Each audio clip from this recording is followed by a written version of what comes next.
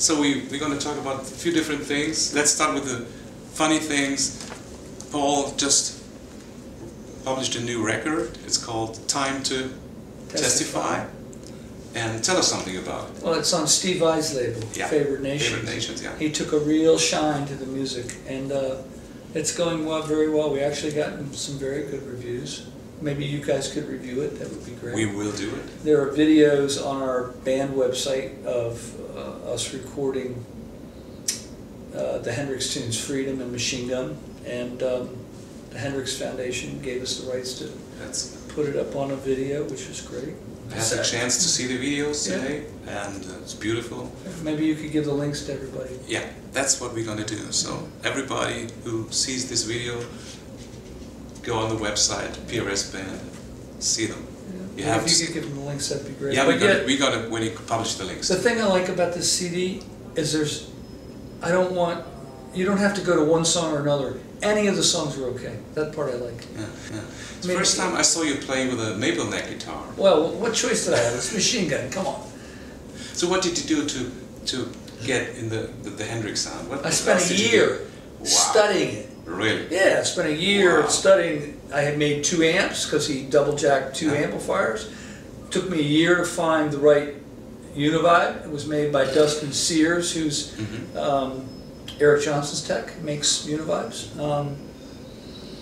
Took me a while to figure out how to play the tune, and then I started to study all the live versions. There was never a studio version of the song, so there's one on YouTube in the Netherlands, which is very revealing. I came up with this beautiful intro for the song, and then there's a version of him doing the tune in Oklahoma City, and he played exactly what I had figured out backwards at triple speed. And I went, oh, well, he already, I mean, because the,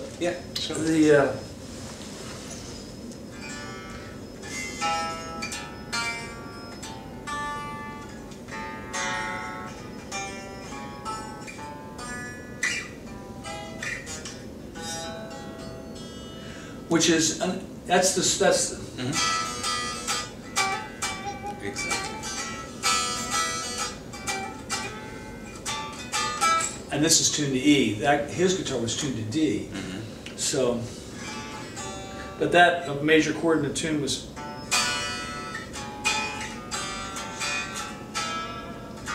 And there was an interesting and beautiful scale that he was using. It took a long time to figure out. Yeah. And then, you know, there are all these kinds of licks in it too, where he goes. You know, wow. It's so funny. Which is not his lick, but it's close. I didn't want to play what he played. I wanted to play what he wanted the song to feel like.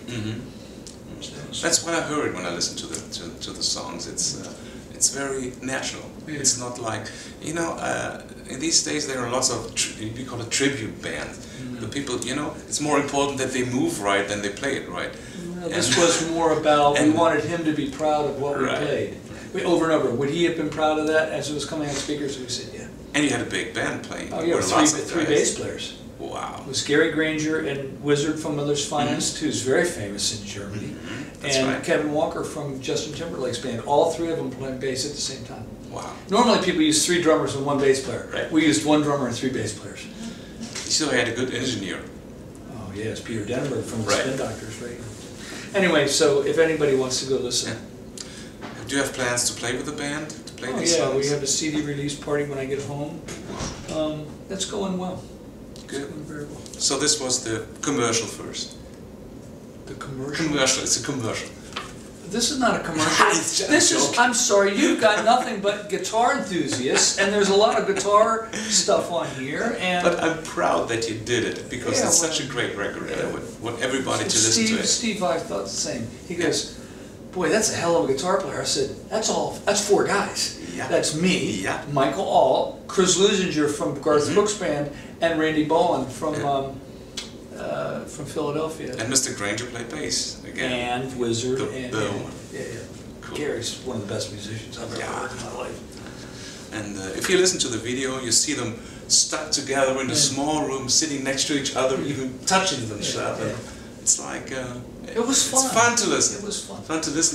It's fun Take some of the magic away to watch us record it. How'd they do that? Now you get to see how they did it, right? So let's talk about guitars. Yeah. The big thing is the situs thing, and at these times we did a lot of stuff in the magazine when it came up because it was so quick. Tell me how you did it. We just said, what are the rules? We called the government. We said, please come visit us. They came to visit. Really? Yeah. We figured out what we needed to do, what was really going on, and knowing the facts and knowing the system and knowing what you have to do is very powerful. Fear doesn't work. You need to know the truth. And the truth is that now there need to be documents for the wood imported to us. But the new rule was that we need a document to ship it out. Mahogany, we've always needed the documents to bring it in, but we didn't need the documents to ship it out. Now we need both, and we got it. It's the first in the movie line. We were the first people in the line to get the tickets. That's good. Yeah. So you deal with the government and with the Fish and Wildlife. Yeah, but well, the Fish and Wildlife is the government. They're just trying to institute a law, an international law. They didn't make the law up. This is not a German law. This is not an English law. This is not an American law. This is CITES, and the countries are trying to abide by the rule. Right. I know that a lot of people, a lot of companies, everybody complained that it was so quick. But I know that the CITES company says if we do something, it has to be done in three months. That's why they did it so fast. Yeah, but I don't really understand that. But what I do understand is that they made a ruling that we can't tell the rosewood kinds apart. Yeah. So we're going to make it all rosewood. But to some rosewoods, like tulip wood, is yellow and orange. Right. You know, so it's easy to tell apart. But they decided not to do that.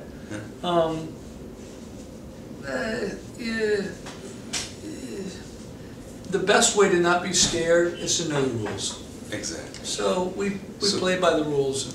You got some guitars from Korea and Indonesia, that's no problem also, because they have the same rules we do. Yeah. Look, mahogany's always been this way. Right. So it's okay. Brazilian rosewood's worse. So, and we ship a lot of Brazilian rosewood. We just play by the rules, you know. And when you're driving, you're not supposed to go in the other lane and ram the people, all right? If there's a rule, right? Yeah. Just play by the rules. I talked to a lot of companies and they're thinking about replacing rosewood. Well, that's one way to do it. Have you ever thought about that? Sure. Will you do it? Maybe, maybe not. We'll see. Depends. We have a wood that we found that is indistinguishable from rosewood. Sounds the same, looks the same, everything. I don't know if we use it or not. We'll see. We've used some of it. Okay. Because especially if it's Asia, then it's a problem because they have such big quantities. Well, we released these reclaimed wood guitars, and they have Brayuna as a fretboard wood. It's wonderful. It's not Dalbergia, it's not rosewood. You have to listen to it. Yeah, it's okay. So the reason fingerboards were originally rosewood was because people sweated on the guitars and they wanted an oily wood that the water would not penetrate, right? But when you have an old Fender Stratocaster from 1957 with a maple fretboard, that's all American woods. If you can make guitars out of other woods, it's okay. Yeah. But right now, it's an industry standard, and you know, when I pick this guitar up, it's got a piece of East Indian rosewood on it. And the thing that's interesting about this wood is it's not cut as live trees in India. They only take and collect the trees that died in the monsoons. So it's reclaimed wood. Really? Yeah. Okay. I went and checked. I went and looked. Yeah. I thought that you did it. Yeah. So that's good. Yeah, it's good. So tell everybody not to be frightened and make sure that the paperwork is okay. It'll be fine. Germany, we have some extra rules which makes it more difficult because all the shops have to have books, handwritten books and all that stuff. But that's German, you know, the Germans have to be more complicated. But the Germans have always applied the laws more stringently. Absolutely. That's okay. And the same with like musicians. They have to declare that the guitar was, if they want to sell it, because they don't have papers. You don't have papers. Yeah. You have you call it the pre-CITES wood. We call it the Vorerwerbsware. German wood. Yeah. German word. Good. Vorerwerbsware. Look, but complaining is a shit magnet, right? Complaining is a magnet for shit, right? What's the use? It doesn't work. I want to complain, but it doesn't work. It doesn't help anything. What are the rules? Okay, thank you. Okay, that's good. I like this positive way. Not like, oh, we couldn't make anything. Oh, we couldn't make business. Oh, we're done. No, we're not done. Okay, good. It didn't look good for a minute, but we all stayed calm and tried to figure out the rules. Okay. Everybody needs to stay calm and figure out the rules. It'll be all right. Let's talk about amplifiers. Yeah. At the NAMM show, you launched the John Mayer amp. I was there, I listened to it, and I was blown away. Yeah. So tell us about it. How did you worked on this amp for a long time? He came to the factory, and we had made an amp called a V9, which is a prototype, and he really liked it. He goes, I know these amps. This is a good amp. And so he started to use them on the Dead & Company tour. When he played the guitar. And when it was time to go out on his own tour, we put pots on every value in the amp and went to him and I said, we turned them until he said, stop. And we put that value in. Really? Stop. Because in most amps you can't get to the values inside the amp. Only when you can get to the ones on the outside. But the outside doesn't change the character of the amplifier. Absolutely. It's all the internal ones that change the character, right? So you're adjusting how much gain it has and how loud it is and what kind of treble and bass it has. But you can't adjust the bass note, you can't adjust the treble note, you can't adjust all kinds of things, right? So we let him adjust it all. Wow. Yeah. And he had a ball doing it. And he goes, I want it to sound more compressed, but not distorted. And I want this, I mean, you heard when he was playing it, it sounded beautiful, compressed, like you had a Dynacomp on, but there's no Dynacomp. Yeah, it sounded like music. These guys that play Strats, they don't want to play too distorted because when they do, it hums too much. They want this big, thick tone without that much gain. Yeah, yeah. It's a different ball game. That's right. I saw that when he demonstrated on the NAMM show. I said he made it all with his right hand. Yeah. How hard he pushes the guitar, the amplifier. He's a very good guitar player. Yeah, he is. People love him. Yeah. It's good that he's on the boat. Yeah. It's a very expensive amp, I heard. No. That was Gavin. It's not that expensive. How much would a Dumble cost? I mean, yes, you can. You actually can for 100, for 140 grand now. But how much is an old, 100-watt Tweed Twin? How much is a Super 100, which you can't even find? That's what Hendrix didn't play through Super Lead 100s. He played through something called a Super 100, which was a JTM 45 with 2 output transformers. You can't even find them. Right. I've never even seen one. I've seen one. I've seen one. I've seen one, yeah. Did you play it? Yeah. And how does it sound? Like Hendrix? Like Hendrix. Good. No. Actually, I wanted to push it a bit about the high price. That you tell why it's not so high price. What for what you're getting? Yeah, absolutely. I mean, it's a high-end piece of audio gear. Yeah. That's like saying Neve consoles are high-priced. No. Not for what you're getting. Right. API consoles, LA2A is a high-priced compressor. Not for what you're getting. Right. It's the same with guitars. How about a U47? Oh yeah. Very high price mic. Right. No, not for what you were getting. It's very reasonable. Yeah. Give me 10 C12s. I'll buy them right now. Okay. AKG made some good mics. I mean, look, the Germans made some good mics. Austrian. AKG is Austrian. Okay, very important. Neumann wasn't. For the Austrians. For the Austrians, it's important that AKG is Austrian. Nee, but Neumann, sure. Sennheiser, Neumann, so every these two. That's right. It was both Western and Eastern. Right. Good. This was the amplifier thing. What about guitars? You just mentioned that. Let's go back to the amp. Okay, let's go back to the amp. It's a hell of a piece. We cut it out. No, don't cut anything. It's a hell of a piece of gear. It's a piece of audio gear for making records. Anyway, go on. Okay. You mentioned that you've been in Indonesia to visit the factory. Tell us something about it. What's going on there in these days? I remember years ago. We make our SE guitars not in the U.S. factory. Yeah. It's our job to look at the different factories and see what the quality is and see what the care is and see what the engineering is and see what the employees are. We make our SE guitars mostly in Korea right now. We have a partner there. I was just visiting the other factories to see what they're about. I don't mind guitars being made in other factories. What I mind are guitars that don't play in tune, guitars that don't stay in tune, guitars that don't sound musical, guitars that frets stick out of the side of the neck, guitars where the nuts aren't glued on well, guitars where the tuning pegs don't work right, guitars where the bridge is in the wrong place, guitars where the neck angle's wrong, guitars where the finish is too soft. I mean, guitar making things I care about. Right. I could train any group of people to make them. In this room, I could hire people, we could make them in here. I don't really care. I care about the result more. Look, you do magazines for a living. Right. Could you do it in Austria, no problem? Sure. Could you do it in Russia, no problem? Yeah. You're right.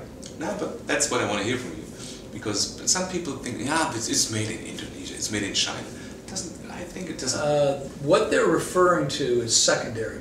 They're saying, my understanding of it's made in this country, everything I've seen out of that country has not been good enough to meet my quality standards, so I dismiss it. But that happened when Japanese stuff was junk. And then it became so good it went to Korea. And then the Korean stuff was so good that they went to China. And then the Chinese stuff was junk. Now your iPhone's made in China, right? And then it goes to Indonesia. And then it goes to India or whatever it's going to be. But that's normal. I'm sure there was a time when the real high quality furniture came from England and the junk was in America. And then the Americans got better at it. I mean, this has been going on forever. This is not new. I just happen to believe in people, and I don't think that the country makes that much of a difference. The country makes a huge amount of difference when your experiences that American-made guitars are better than some other countries' guitars. And maybe, well, where was that made? If that's an indication of quality.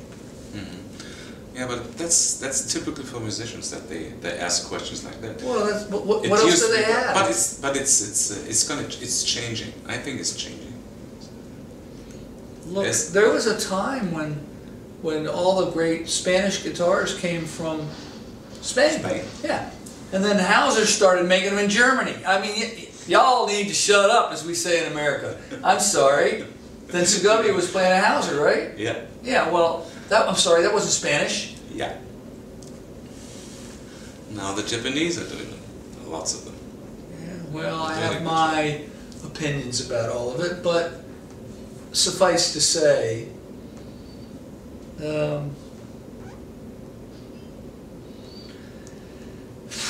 mean, it's true for violins, it's true for oboes, it's true for French horns, it's true for pianos, it's true for everything. I mean, what country is the greatest country to make pianos in? Is it the U.S. or is it Germany or where is it? I don't know. Yeah, right. See, I don't know. It's debatable now, isn't it? Yeah. I want to see myself as somebody who is much less interested in borders. I think it's good for our industry that I preach this stuff. Yeah. Actually, I think you agree with me. I think you and I see very eye to eye around this stuff. Yeah, absolutely. But sometimes I have to ask stupid questions. It's not stupid.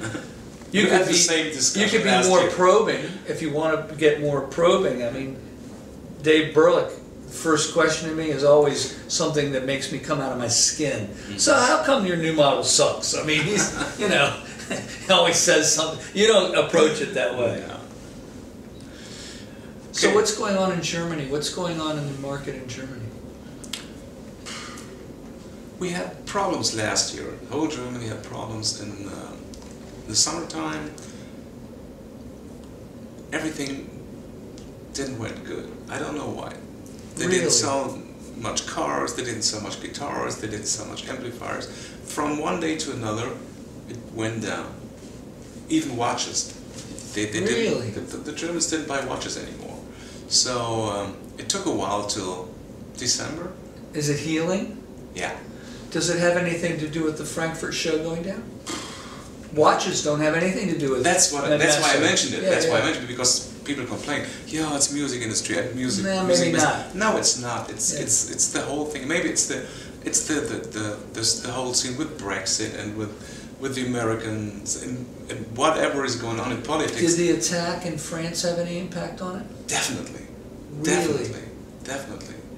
Wow. And then people from one age to another, they don't go to Turkey anymore. They go to Egypt anymore. They go to France anymore. So maybe they stay in the country. They go. So they have to watch their money. Maybe they just let's buy it next year, not this year. Maybe that was the reason why. And then it came back at the end of the year, and music industry. Then people start complaining. Yeah, but the music shops aren't selling good anymore. That's not true. And I said, is it really true? Yeah, the internet shops, they went really good. So don't say that the music industry is not doing good. It's just, maybe it's switching. That's the difference. Well, the percentage of internet sales is definitely up. That's right. I mean, it is. Say what you want, but Thoman's having some real impact on the industry all across Europe. I tell you a nice little thing. Bookstores. Everybody said bookstores are dead. They're not dead. But you go to a bookstore and say, I want this book. I said, oh, it's sold out. I can order it for you. I said, okay, thank you. I go home, I order it with Amazon, and it's there the next day. So this is the problem. This is the problem with the stores too. So they have to change fast. They have to change fast, and maybe they have to go back to what they did before. The music stores in America that are surviving are very internet savvy. Yeah. Some great we call them brick and mortar stores, half their sales are internet. I mean, if I was a repairman now, it would be much more about people shipping me guitars and me shipping them back through UPS and Federal Express than it was going to be about them visiting. I remember the first guitar I made for Carlos Santana. Federal Express had just started. Just started, yeah, and I put the guitar in a flight case and shipped it Federal Express. It was like the first guy I ever saw. You know, but now it's just normal. It's common. Yeah. So the business is changing. What about Frankfurt Messe show going down? What is the feeling about that? This year they're trying to change a little bit. They have found out that it's better to have maybe like an area where's guitars happening. They call it the guitar brand or brand guitars. The same what they did with the drums last year. Maybe it's going to be better. They bring musicians, they let musicians play it, they show the equipment. It's not that the companies has to exhibit the things, they bring the musicians. They order the musicians to come there. This is a good idea. There's still some company missing on the Frankfurt show. And we're missing. You're missing, Fender is missing, Gibson is missing. You know why, right? Because this trade show that we're here, we'll sell more guitars here than we ever did at Frankfurt. I know, we discussed it last year. And I, love in my heart for that trade show, but financially it didn't make sense for me to come and have my own trade show and me to do much better than if I went to the Frankfurt show. And I begged them to let me put my musicians on the stage. You saw. I begged and I begged and I begged. I mean, you let me bring them to the MIPA Awards once, right? And there's John McLaughlin and David Grissom and Oriente and all these people. What fun was that? That was just good fun. That was good fun. Yeah. But they found out that they made mistakes. So let's see what's going to happen. We'll see what happens. It's going to be in, I think it's 3 weeks from now. Well, and, at least I ask. We're going to see what's going to happen. I had some good experiences there. I had good experiences with you, yeah. I still have good. I go to the Frankfurt show since more than 40 years. Yeah. So I started there when I was like this. It would be a shame to see this show going down. They made mistakes. They knew it. They know it. Yeah. And gonna see what's gonna happen. So why don't we talk about guitars for a minute? Have you heard about this new thing that I've been preaching all over the world? No. So do it. So we found out that guitars are subtractive, not additive. So let me give you an example. If you put 7 sets of D'Addario strings on 7 guitars, they'll sound 7 different ways, right? Right. Okay. But the strings are the same, and the player is the same.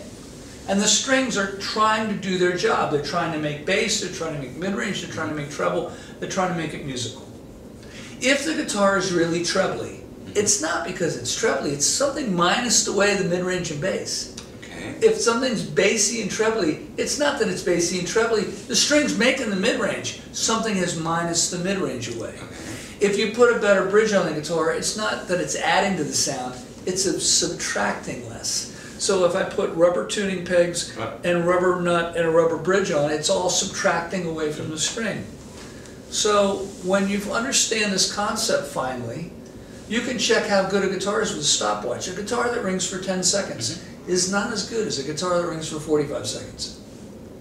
I mean, when you exaggerate it, it's completely obvious.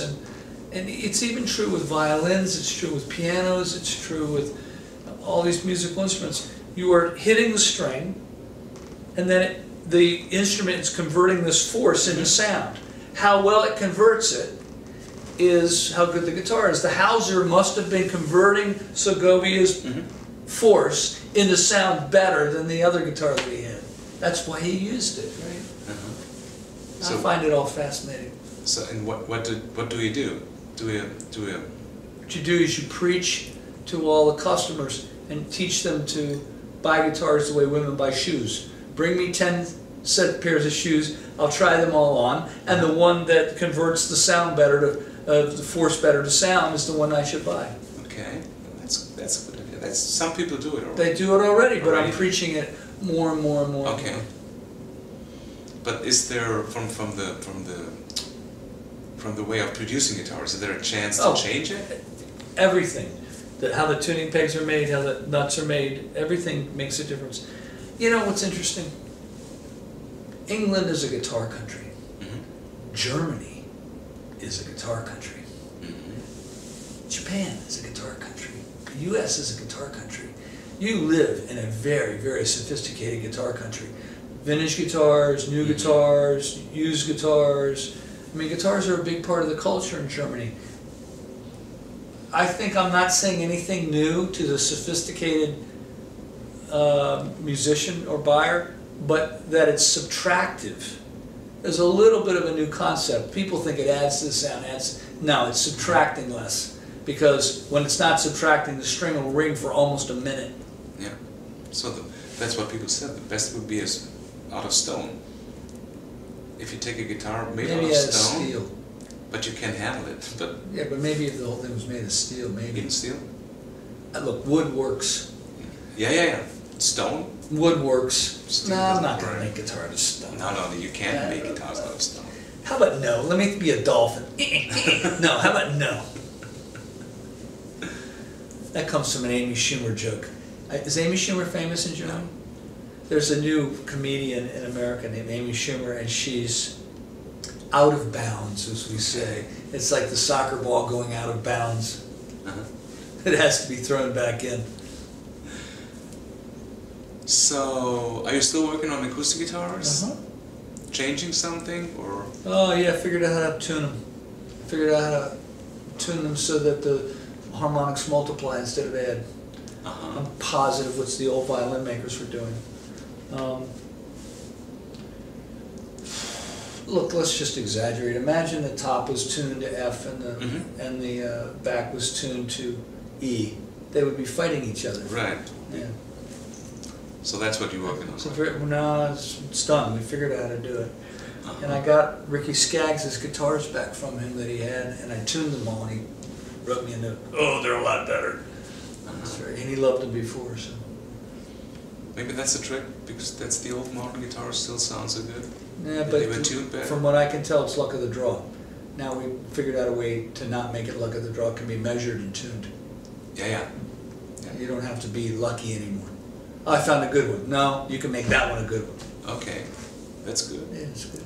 I remember years ago we talked about that you figured out that even the size of the sound hole makes a really big difference. You can check with an acoustic guitar. With a CD, you can put it over the sound hole, and as you move the CD, it changes the bass note. It's wonderful. Actually, that's what I did when I used to work in the studio a lot. I played acoustic guitars. Nobody knew how to do it, so I knew. But I've always brought paper to cover the sound hole because it makes it much easier. It takes the bass out, and the engineer doesn't have to fight the guitar. Yeah, well, that depends on where you mic it, what kind of guitar it is. Yeah, but also if you cover just half of it, the toning doesn't have the bass note goes down. Yeah. As you cover it, the bass note goes down. Thank you for having me. Yeah, I think the time is running out. Time is running fast as ever. No, it's perfect. Thank you so much. Tell all your people how much I appreciate them reading the magazine and watching. As we said videos. before, you have to listen to the record or see the movies. There you go. We give you the links. Thanks. Bye.